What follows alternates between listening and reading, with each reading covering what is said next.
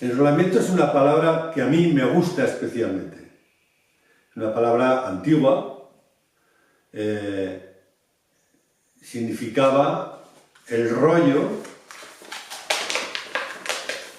que se le daba a los oficiales o a los marineros que se incorporaban a una empresa en un buque determinado. En ese rollo estaban sus condiciones, estaba su salario, estaba la parte proporcional de acuerdo a cómo hubiera salido la empresa, si era pesquera o no, y en definitiva con esto estaba su decisión formal de incorporarse a esa empresa, incorporarse en ese buque. Era alguien que se había enrolado. Con esto subían a bordo. Pues bien, para que miembros se incorporen a un equipo de innovación, y por innovación hablo desde la cúpula directiva hasta más abajo, es decir, la innovación no está ya residenciada en ninguno de los niveles, es parte constitutiva de las organizaciones y de la empresa. Bueno, pues las partes previas es cómo enrolarse, cómo de verdad asentar una decisión y empezar a decir, yo voy a tirar desde recursos que no practico habitualmente para que aporte condiciones para la innovación, aporte condiciones para la creatividad y, en definitiva, me configura a mí mismo como un pionero, como alguien capaz de explorar territorios personales y territorios decisionales nuevos. Hay tres movimientos. El primero es extender los límites personales, ayudar individualmente a que se extiendan los límites personales. Y esto, ¿qué hay en el corazón de extender los límites? Lo primero que hay es una visión. Yo tengo que extender mis límites cuando veo que pueden ser otros los límites, porque si no es imposible. Ya sé que es una obviedad, pero hay que empezar por esto. Y por lo tanto, extender los límites conlleva una visión personal. Cuando hablamos de visión, yo me he dado cuenta a lo largo de muchos años que muchas de las personas, porque su capacidad de lenguaje interior es menos visual o por otras razones, ven esto como algo abstracto. Siempre preguntan que han de concretar mucho más. Si su lenguaje corporal y su lenguaje de representación es más cinestésico, incluso no lo verán, ¿no? La visión lo primero que conlleva es sencillez y limpieza. Sencillez es ir a lo esencial. Y limpieza, quitar obstáculos como si estuviéramos limpiando el visor. Por lo tanto, son tareas, digamos, domésticas previas. ¿Qué significa sencillez? Pues la primera cuestión es cómo nos presentamos y cómo presentamos nuestra situación y, por lo tanto, la aportación que demos. Y es frecuente que nos presentemos de una manera muy compleja. No muy distinto a como se le presentó a Alejandro en Gordias, que es una pequeña ciudad en la frontera con Asia, de Turquía. Se le presentó un problema. Mire usted, si quiere entrar en Asia e ir hacia la India, como nos dice, primero tendrá que resolver este nudo. Solamente los que resuelvan este nudo ultra complejo podrán entrar. Alejandro, una mente bien entrenada, nada menos que por el científico y filósofo Aristóteles, no cayó en la trampa. Se dio cuenta que la historia no estaba en la complejidad, la historia estaba en la resolución de la complejidad. Y dice que sacó la espada y rompió el nudo. Por lo tanto, no cayó en la trampa de empezar a deshacer el nudo. A veces presentamos las cuestiones de manera muy compleja. Otros nos dicen que es como cuando nos presentan una cerradura de última generación y nos pasamos la vida tratando de comprender el mecanismo. Hombre, si lo que necesitamos hacer es abrirla, o tenemos llave o llamamos a un cerrajero, hemos de buscar la solución. No siempre está todo en la comprensión de las cosas.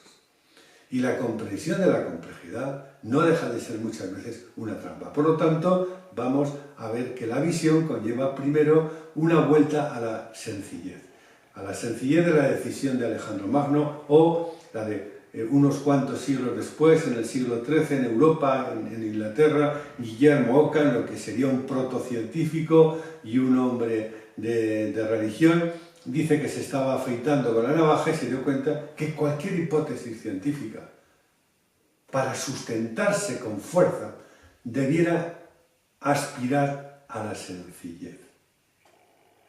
Y lo descubrió porque tenía que quitar todos los pelos sobrantes. Y quitar los pelos sobrantes es quitar aquellas cuestiones que nos impiden ver de manera sencilla. Así pues, la narrativa personal, la forma en que presentemos las situaciones, hay que revisitarla. Si queremos extender los límites y ser capaces de llegar a una visión de nosotros mismos distinta, vamos a cuestionar esto y vamos a hacer unas tareas previas que no son demasiado fatigosas, que además nos sorprenderán por su efectividad. Hecho esto, tendremos un territorio que no tenemos que sostener. Esto es importante. No tenemos que sostener. Es este el territorio el que nos sostendrá a nosotros y nos situaremos de una manera asentada, poderosa y tranquila, como un río grande. A partir de allí podemos elevar el espíritu, como si una tensión de plegamientos hiciera que apareciera una cordillera en nuestra vida. ¿Y qué significa elevar el espíritu? Igual que antes hemos dicho de los límites. Pues la primera cuestión es darnos cuenta de que tenemos por delante un reto. El reto personal de sacar de nosotros mismos desde escenarios, desde espacios que no habíamos trabajado, elementos distintos. Que además vamos a hacer configuraciones para que nos podamos ver de una manera nueva, que vamos a tomar decisiones pequeñas de una forma distinta y que naturalmente nos vamos a caer. Nos atacará el desánimo. Y en ese sentido recordaremos esa frase japonesa que dice Nanakarobi Yaoki, cáete 7 veces, levántate 8. Ese es el tipo de pedagogía, el tipo de ejemplo que podemos dar a nuestros colegas y a las personas que dependen de nosotros. Levantarnos. Por lo tanto, elevar el espíritu es empezar a robustecer nuestra fortaleza psicológica, ese concepto que los anglosajones llaman hardiness. Fortaleza psicológica, capacidad de aguantar el desánimo, la frustración, las dificultades y avanzar. Claro, en ese momento, por fuerza, tendremos que conectar con aquellos que son el paro 3 de valores esenciales que informan nuestra vida y darles un meneo, darles una nueva significación. Así pues, elevar el espíritu ya nos conecta con algo que comentaremos después más despacio, que es la incertidumbre. Y la incertidumbre también nos traerá un grado de estrés. Claro, hay que entender el estrés no como un paquete lleno de emociones negativas. Eso no es la forma correcta. El estrés es un mensajero. Y un mensajero no emocional. El mensajero del estrés nos dice, usted debe de afrontar, tienes que afrontar. Afrontar, afrontar, afrontar. Si mantenemos el estrés, lo cronificamos porque no afrontamos, entonces sí, busca su derivación por todo tipo de emociones y hay elementos emocionales que salen y nos ponen en un estado de perturbación y de poca claridad.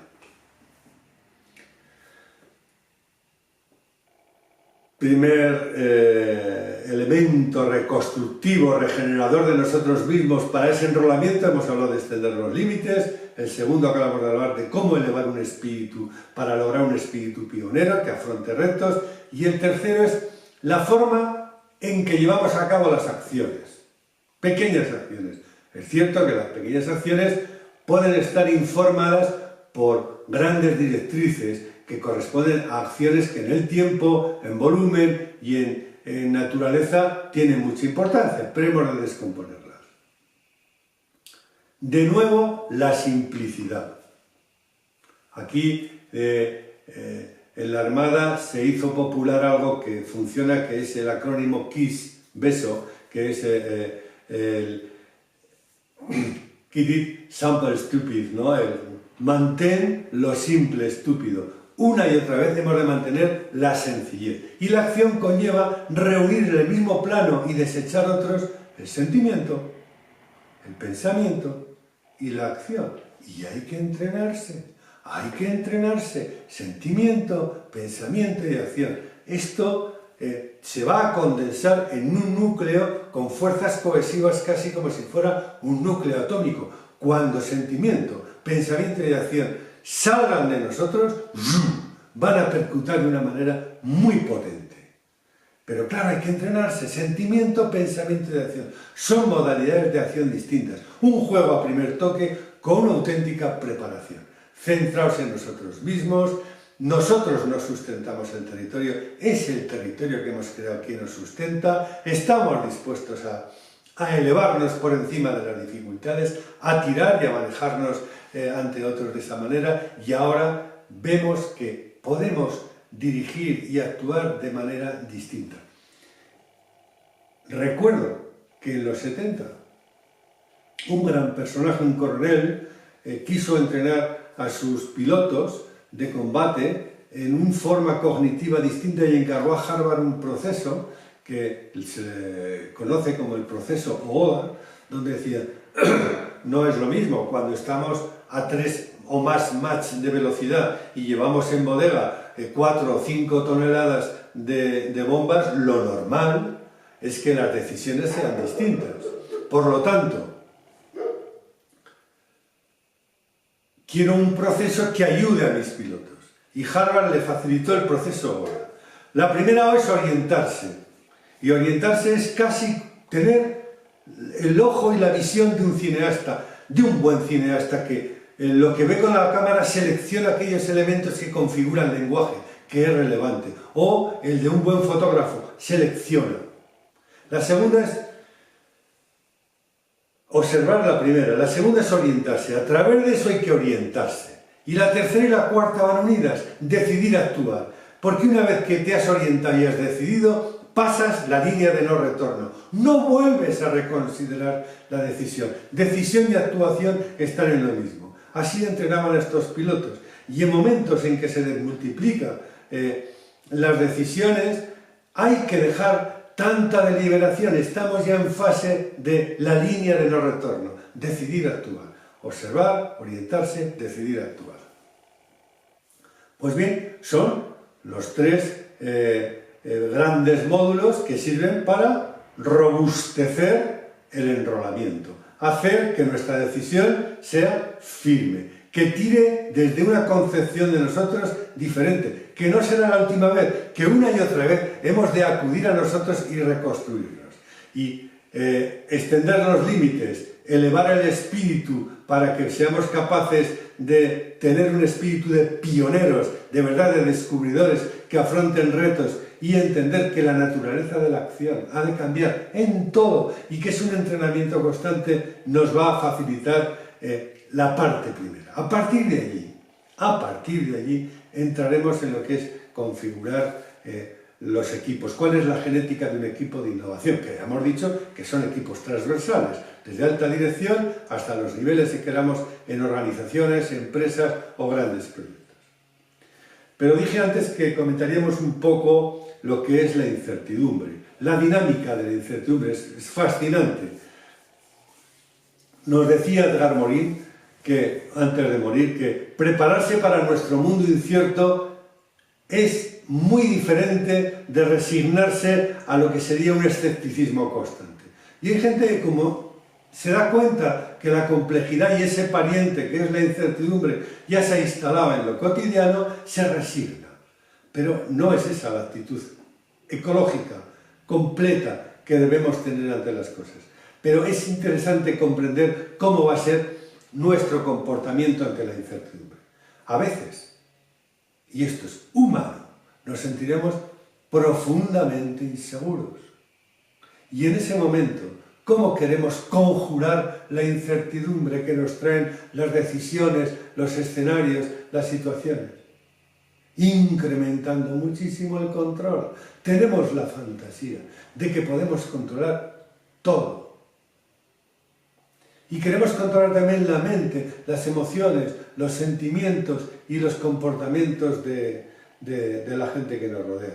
Algo absolutamente descabellado. Pues bien, si acudimos a la sabiduría clásica, nos decían Los dioses, cuando quieren hacer perder a alguien, primero lo ciegan. Es interesante. Como esta necesidad absoluta de control, lo primero que hace es cegar a las personas. ¿Qué ocurre cuando yo me ciego teniendo la fantasía de que en la complejidad, en lo que es un mundo donde el enfoque sistémico sería lo único que nos hace manejarnos con cierta elasticidad, creo que puedo controlar todo? Pues lo que ocurre es que me voy quedando ciego. Y en aquel momento sucede una cosa muy peculiar. Sucede que aparece alguien, son como actores secundarios que adquieren relieve en esa escena, a vendernos certezas falsas. Estás en lo cierto, sigue por allí, y se hace bueno, y tenemos que acudir al gran inspirador, a la fuente constante de inspiración que es William Shakespeare. En su obra El Rey Lear le hace decir al conde Gloucester una frase tremenda, un pensamiento tremendo, que resume esta parte de la incertidumbre. Desgraciados los tiempos en que los locos llevan de la mano a los ciegos. Pues ojo, cuando caigamos ciegos, nosotros tendremos siempre un loco dispuesto a vendernos una certeza falsa. En aquel momento estamos en los preliminares del desastre.